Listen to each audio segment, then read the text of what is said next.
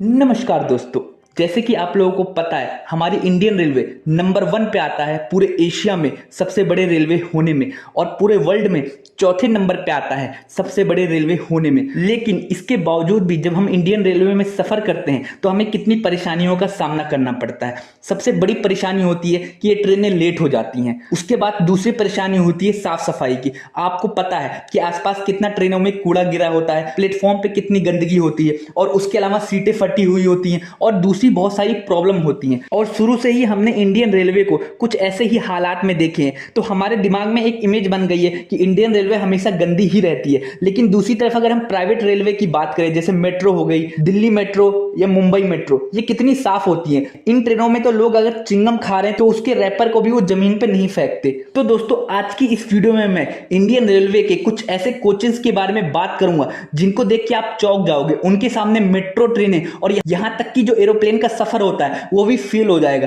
तो दोस्तों वीडियो में आगे बढ़ने से पहले मैं चाहूंगा आप मेरे चैनल को सब्सक्राइब कर दो, ताकि मैं थोड़ा मोटिवेट हो सकूं आप लोगों के लिए और भी अच्छी और बेहतरीन वीडियो बनाने के लिए। तो दोस्तों वीडियो में आगे बढ़ते हैं। तो दोस्तों सबसे पहले हम बात कर लेते हैं कि एक ट्रेन में कौन कौन सी क्लास या कौन कौन सी कोचेज होती हैं। तो सबसे पहले नंबर पे होता है जनरल डिब्बा, उसके बाद आता है स्लीपर क्लास, फिर उसके बाद आता है थर्ड क्लास, फिर उसके बाद आता है सेकंड क्लास, और सबसे पहले नंबर पे आता है फर्स्ट क्लास या फिर हम कह सकते हैं फर्स्ट एसी।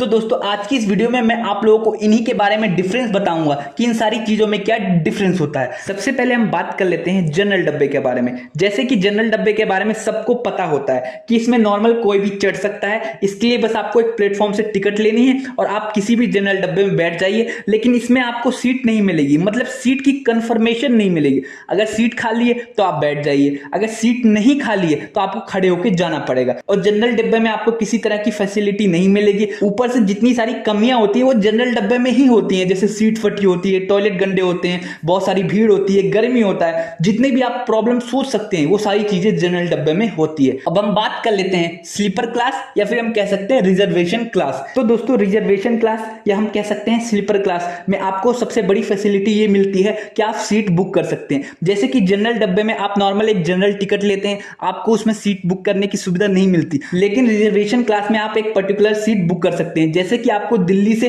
बिहार जाना है या दिल्ली से यूपी में जाना है तो आप एक सीट नंबर बुक करवा लोगे, उस सीट पे आपके अलावा कोई नहीं बैठ सकता। जो रिजर्वेशन क्लास होता है इसमें थोड़ी भीड़ भी कम होती है, मतलब इसमें वही लोग होते हैं जिनकी इसमें सीटें होती हैं या जिन्होंने सीट बुक करवाई है। तो दोस्तों अब हम बात कर लेते हैं थर्ड एसी या थर्ड क्लास के बारे में।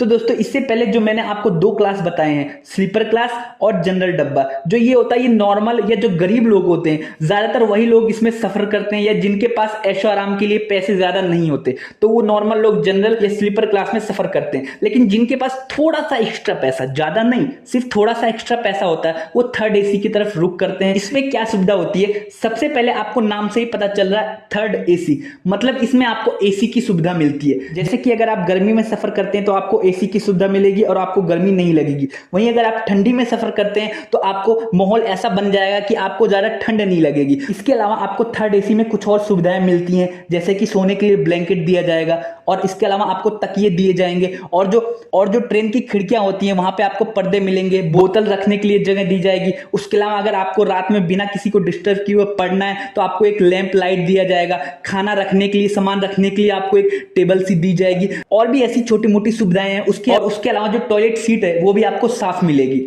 तो दोस्तों इसके अलावा रिजर्वेशन और थर्ड क्लास में सबसे बड़ा डिफरेंस होता है फूड ऑर्डर करने का। मतलब आप थर्ड एसी में फूड ऑर्डर कर सकते हैं, लेकिन ऐसा नहीं है आपको फ्री में फूड मिलेगा, आपको उसके लिए पैसे पे करने पड़ेंगे रेलवे को। आप अगर ये सोच रहे हो कि आपने थर्ड एसी की टिकट ले ली है तो आपको फ्री में खाना मिलेगा, जी नहीं, आपको उसके लिए ऑर्डर करना पड़ेगा सबसे पहले फूड, और फिर उसके बाद उस फूड के आपको पैसे भी देने पड़ेंगे। तो दोस्तों अब हम बात कर लेते हैं सेकेंड एसी के बारे में। तो दोस्तों जो आपको थर्ड एसी में फैसिलिटी मिलती है वो सारी फैसिलिटी आपको सेकेंड एसी में तो मिलती ही मिलती है। उसके अलावा और भी बहुत सारी फैसिलिटी मिलती है। सबसे पहली फैसिलिटी ये मिलती है कि आप अलार्म दबा के एक अटेंडर को बुला सकते हैं, उससे आपको अगर खाना लेना है तो आपको वो खाना ला के देगा। उसके अलावा अगर आपको दूसरी चीजों की जरूरत है तो वो दूसरी चीजें ला के आपको देगा। तो सबसे बड़ी फैसिलिटी ये मिलती है सेकेंड एसी में कि आपको एक अलार्म मिलेगा, आप उसको दबा के एक अटेंडर को बुला सकते हैं। उसके अलावा जो आपका कैबिन होगा वहां पे पर्दे लगे होंगे ताकि उस कैबिन को सेपरेट किया जा सके, खिड़कियों पे पर्दे लगे होंगे, बोतल रखने की जगह होगी। और जो रिजर्वेशन या थर्ड क्लास क्लास एसी में आपने देखा होगा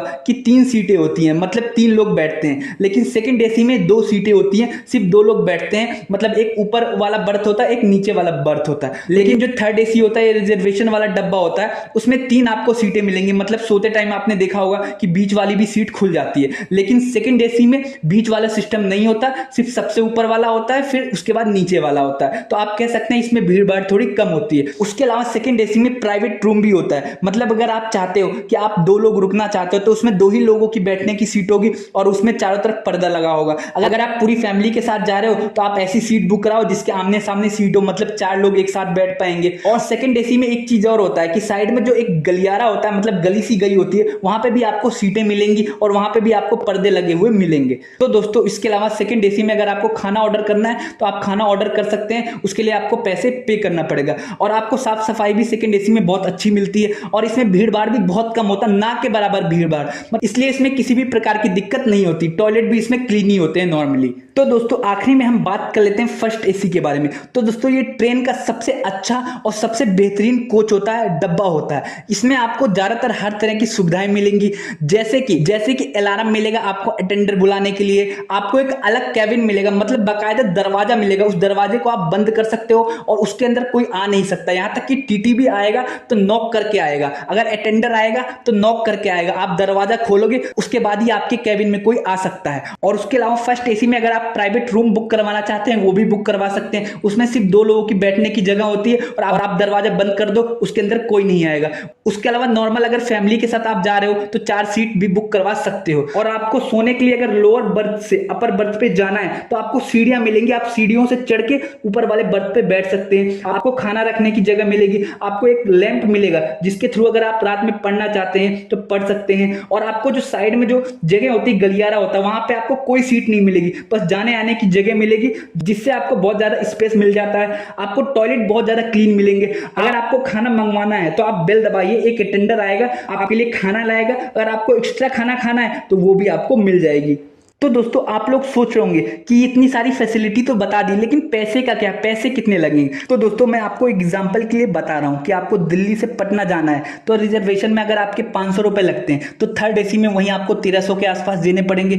और वहीं अगर आप सेकंड एसी में लेते हो तो आपको 3000 से 3500 देने पड़ेंगे। वहीं अगर आप फर्स्ट एसी में लेते हो तो आपको 4000 से 4500 रुपए देने पड़ेंगे। तो आप समझ सकते हैं कितना ज्यादा डिफरेंस है, 500 कहां पे और कहां पे 4500। तो अगर आपके पास ज्यादा पैसे हैं और आप अगर अच्छे से सफर को एंजॉय करना चाहते हो तो आप फर्स्ट एसी में जा सकते हो। तो दोस्तों इसके अलावा मैं फूड से रिलेटेड एक बात और बता दूं कि कुछ ऐसी ट्रेनें होती हैं जिसमें आप जब टिकट बुक करवाते हैं उसी टाइम आप फूड के पैसे दे सकते हो। तो ऐसे में क्या होगा, खाना आपके पास अपने आप ऑटोमेटिक आएगा, आपको मंगाने की जरूरत नहीं पड़ेगी, आप जितना खाना चाहे आप खा सकते हैं। लेकिन जो ये सुविधा होती है कुछ ट्रेनों में ही मिलती है, जैसे कि राजधानी एक्सप्रेस, शताब्दी एक्सप्रेस, डोरंटो एक्सप्रेस, इन्हीं में आपको रिजर्वेशन के टाइम पे फूड के पैसे देने की फैसिलिटी मिलती है। उसके अलावा जो दूसरी ट्रेनें होती हैं उसमें अगर आप फर्स्ट क्लास, सेकंड क्लास या थर्ड क्लास की टिकट बुक करवाते हैं तो आपको ऑर्डर करना पड़ेगा, आपके पास वो लोग आएंगे, खाना देंगे और आपसे पैसे ले जाएंगे। लेकिन अगर आप प्रीमियम वाले ट्रेनों में जाते हैं तो आप पहले ही फूड के पैसे दे दो,